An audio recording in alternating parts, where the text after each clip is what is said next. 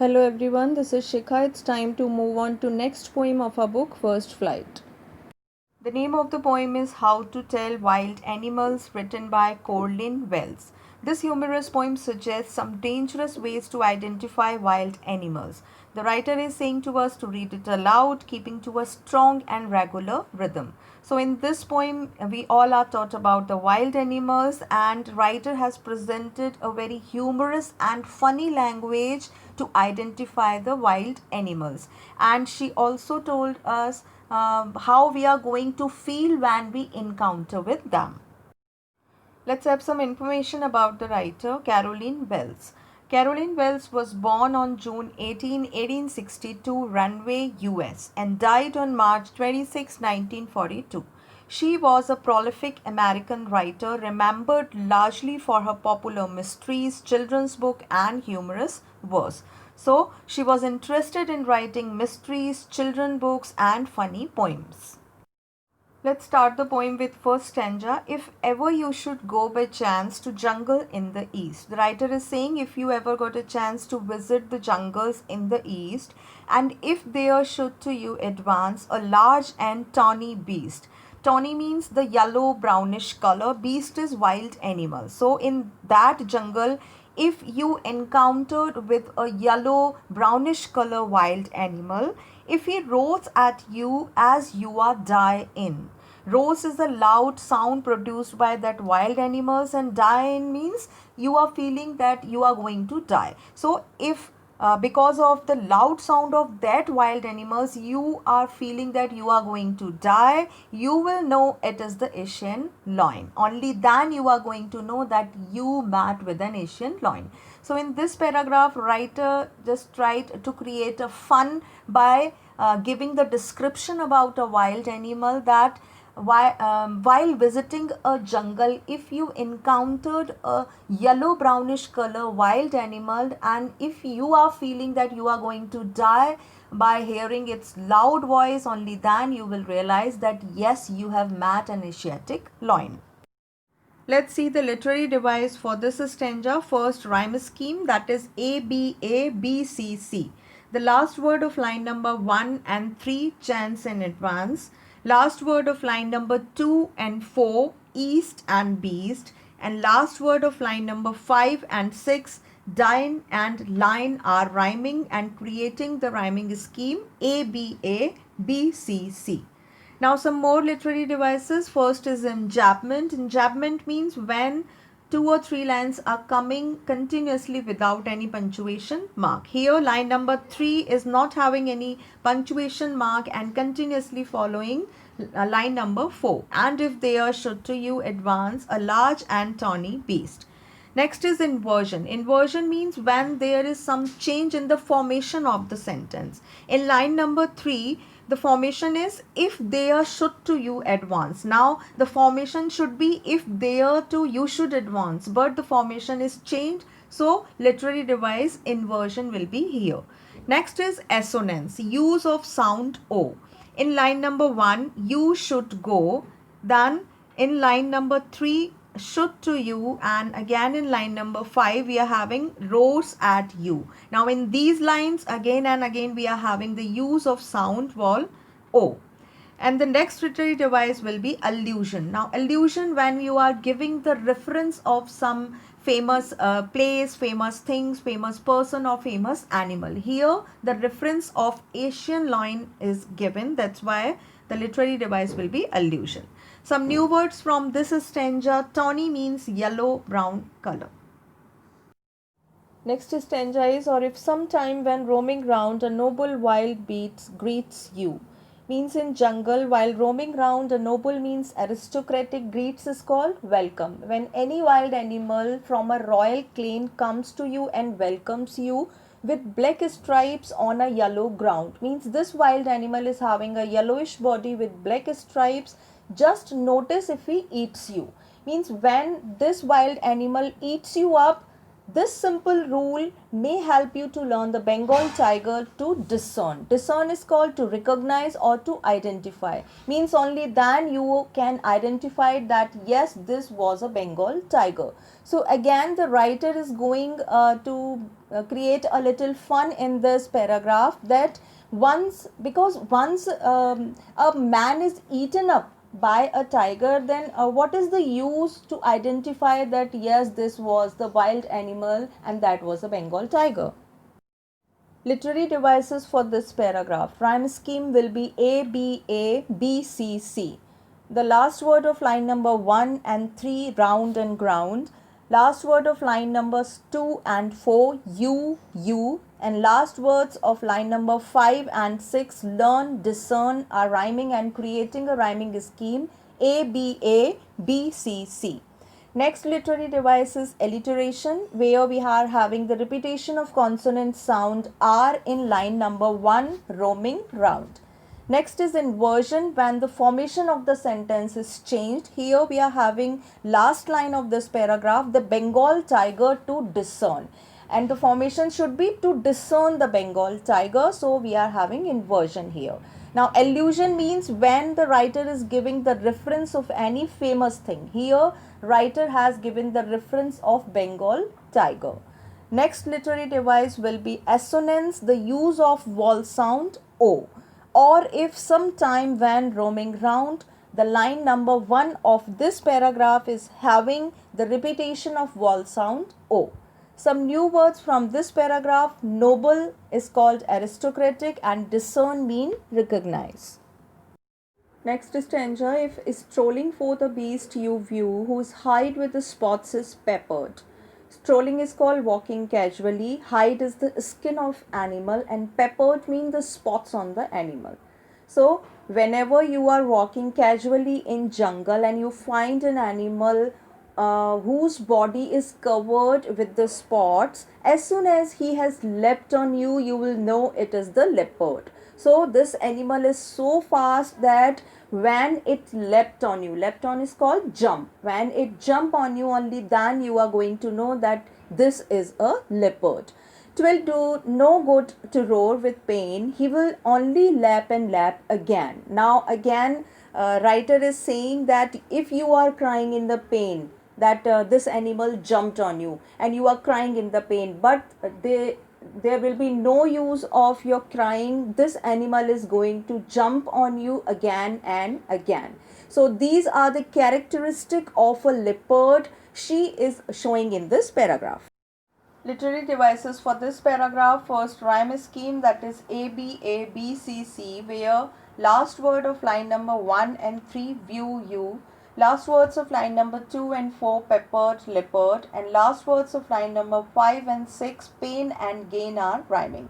Next is alliteration, use of consonant sound H in line number 3, he, has. Next is poetic license. This is the literary device that gives liberty to change the spelling. Here writer has changed the spelling of leapt, L-E-P-T, whereas the spelling of leapt is L-E-A-P-T.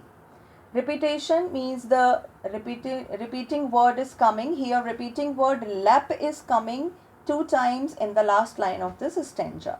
Next poetic device is assonance, the use of sound O in line number 1, strolling forth you, then again in line number 2, who's a spot, and then line number 5 is having the assonance, do no good to roar. Next poetic device is consonants, then use of sound L, and we are having this device in the last line of this paragraph, he will only lap. Now some new words from this paragraph is strolling means walking casually, hide is called skin of animal, peppered means spots, and leapt is called jump towards someone. Came to next stanza, if when you are walking round your yard you meet a creature there. So someday you are walking in the lawn of your house and an animal comes to you who hugs you very hard, be sure it is a bear. If that animal hugs you very tightly, then you should be sure that it is a bear. If you have any doubts, I guess he will give you just one more caress. Caress is called a gentle touch. So if you are having any doubt that which animal is this who is hugging you, then let me remind you that this animal is keep on hugging you and keeps on touching you gently, and this is the identification of this animal that this act is done by a bear. So these are the characteristics of the bear who is hugging you and touching you gently. Literary device for this paragraph, first rhyme scheme, that is ABA BCC, where last words of line number 1 and 3 yard heart, last words of line number 2 and 4 there bear, and last words of line number 5 and 6 guess and caress are rhyming. Then we came on alliteration, use of consonant sound H, W and B. Who hugs? Here consonant sound H is coming in line number 3. When walking, use of consonant sound W in line number 1, and B bear, use of consonant sound B in line number 4. Next is assonance, use of sound E in the line meet a creature there. Then we came on the literary device enjambment. Here line number 1 and 2, they are coming continuously, and line number 1 is not having any punctuation mark. So this is called enjambment, where 2 lines are coming continuously. Then we came on the new words. Yard is called the backyard, and caress is a type of gentle touch. Another paragraph, though to distinguish beasts of prey a novice might nonplus. Distinguish is called to differentiate. Beast of prey means those animals who hunt other animals for their food. Novice is a person who is very new to a job, and nonplus means confused. So writer is addressing those readers here who are very new to recognize those animals who hunts other animals for their food. So writer is presenting a type of difference between these animals. The crocodile you always may tell from the hyena thus. So here 2 animals are presented. One is crocodile and one is hyena. Hyenas come with merry smiles, but if they weep, they are crocodiles. Merry is called happy. So if hyena is coming, if the animal is preying you, means if the animal is hunting you as your prey, and if this animal is smiling, then it will be a hyena, and if this animal is crying, then that surely will be a crocodile. But whatever is there, both the animal, whether it's a hyena or crocodile, both are very dangerous. Let's see the literary device for this stanza. First rhyme scheme, that is ABABCC, where last words of line number 1 and 3 pray and may, last words of line number 2 and 4 nonplus and thus, and last words of line number 5 and 6 smiles and crocodiles are rhyming. Next literary device is alliteration, use of consonant sound N and TH. N is used in line number 2, novice nonplus, and TH is used in line number 4, the, thus. Then we have enjambment in line number 1 and 2, where though to distinguish beast of prey, it's coming without any punctuation mark, and following line number 2, a novice might nonplus. Next is line number 3 and 4 are having enjambment, the crocodile you always may tell from the hyena thus. Some new words from this stanza. Novice is called someone new to a job, nonplus means be confused, and beasts of prey means animal that hunts other for food. Here comes the last paragraph of this poem. The true chameleon is a smaller lizard sort of thing. Sort is called same. In this paragraph, writer is talking about the chameleon, that is a small animal, and it looks like lizard. It hasn't any ears at all and not a single wing. Means chameleon looks like lizard, but the difference between the two, that chameleon is not having any wing or ears. If there is nothing on the tree, 'tis the chameleon you see. But chameleon has a property to change its color according to the surface. Means on any surface it is sitting, it can change its color as the color of that particular surface. So if the chameleon is sitting on a tree, and if you don't know that somebody is sitting on this tree, then there must be a chameleon. Means the chameleon will change its color as the color of the tree, and it will hide inside the tree, and you cannot identify that there is a chameleon sitting in this tree. First rhyme scheme of this paragraph, that is ABA, BCC, where last words of line number 1 and 3, small and all.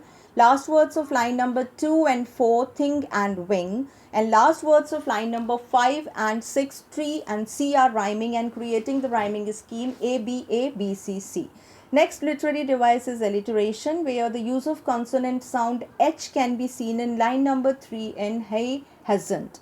Next is consonant, use of sound G is there in line number 4, single wing.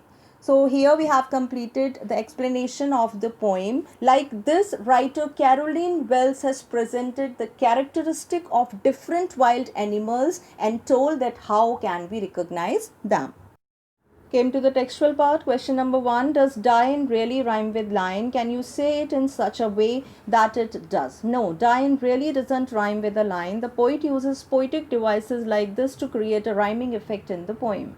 So the word dine is used so that when we pronounce it, it rhymes with the word line. The correct pronunciation for dine is die-in. That doesn't rhyme with the word line. But to create a rhyming effect in the poem, the poet combines the word and it comes with the dine and line.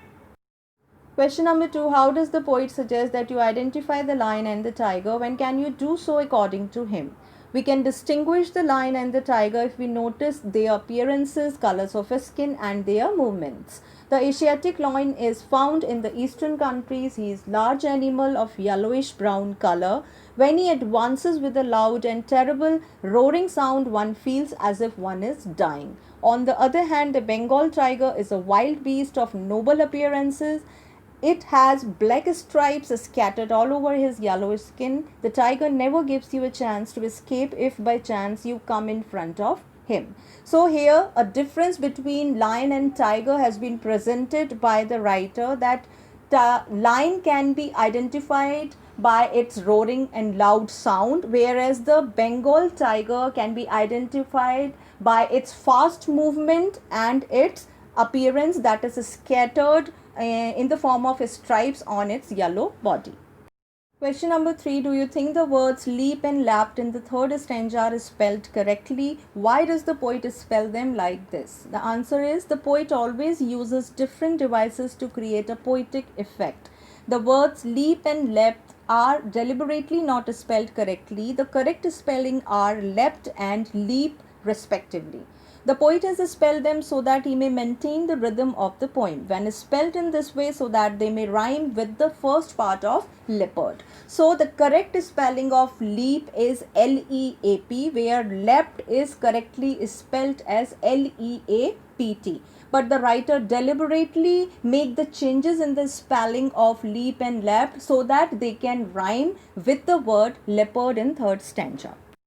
Question number 4. Do you know what a bear hug is? It is a friendly and strong hug such as bears are thought to give as they attack you. Again, hyenas are thought to laugh and crocodiles to weep as they swallow their victims. Are there similar expressions and popular ideas about wild animals in your own language? The answer is a bear hug is very intimate and powerful hug. It is a tight and strong hug. This is a kind of hug that bears are thought to give to their prey. They appear to be friendly, but in reality they can be deadly. Hyenas have a weird smile and they smile like humans before attacking their prey.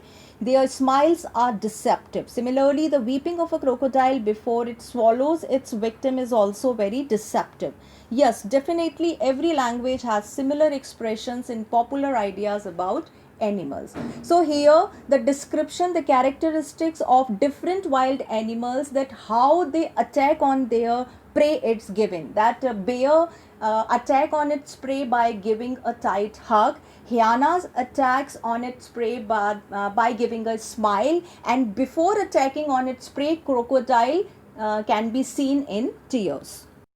Question number 5. Look at the line, a novice might nonplus. How would you write this correctly? Why is the poet's incorrect line better in the poem? The line "a novice might" non-plus is deliberately written incorrectly. It can be correctly written as "a novice might be non-plussed." The poet's incorrect lines suit the rhyme scheme of the poem better than the correct version. It is written so that non-plus may rhyme with "thus" in the fourth line of the fifth stanza. So, writer has changed the formation of the sentence "a novice might" non-plus just to create the rhyming scheme so that it can rhyme with the word "thus" that is coming at the last in the fourth line of fifth stanza. Question number 6. Can you link other examples of poets taking liberties with language either in English or in your own language? Can you find examples of humorous poems in your own language? Yes, poets generally take liberties with language to create a special poetic effect. We call it a poetic license. For example, in the following lines, the words "pressed" is used instead of "pressed" to create a rhyming effect so that "press" may rhyme with the word "breast."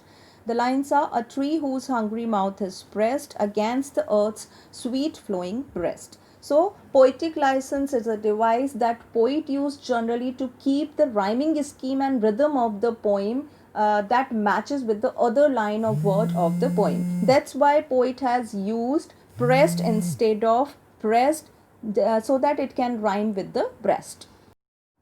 Question number 7. Much of the humor in the poem arises from the way language is used, although the ideas are funny as well.